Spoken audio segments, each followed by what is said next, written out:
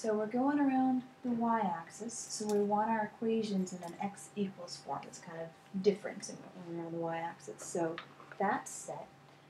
Now to draw our radii, start out that axis of rotation and draw out until you hit something. And that's one of your radii, right? When you spin this thing around, those are your radii. And then ask yourself if you could go any farther than that. And no, there is no farther thing, so there really is no inner radius in this case. So all you've got to do is say that your volume is pi times your radius squared, and the radius is given by the function 1 plus y. That's how long that piece is. And we square that dy.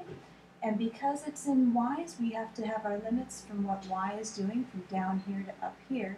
I can see it stops at a 3, but they didn't tell me what this was.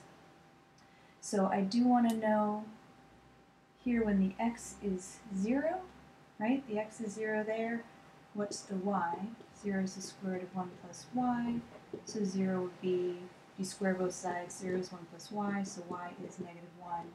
That makes sense, right? 1 minus 1 is 0, square root of 0 is 0. That's that point there. So we're going from negative 1 to 3 on the y's. All we got to do is solve. So the square root and the square cancel each other out, making it easy to take the antiderivative of each piece. So that's just a y. This guy's just y squared over 2 from negative 1 to 1. Plug in the 1, you get 1 plus a half. Subtract what you get when you plug in the negative 1. Negative 1 plus a half. And then just clean this thing up.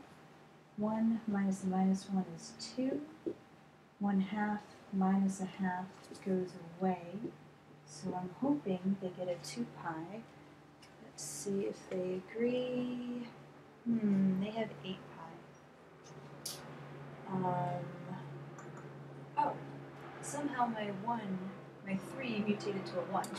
I was going to ask you about that. Yeah, that was quick. That was on my list of questions.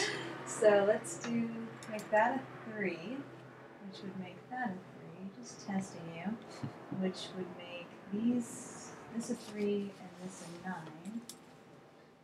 And then 3 minus the minus 1 is 4, and 9 halves minus 1/2 is 8 halves. Whoops.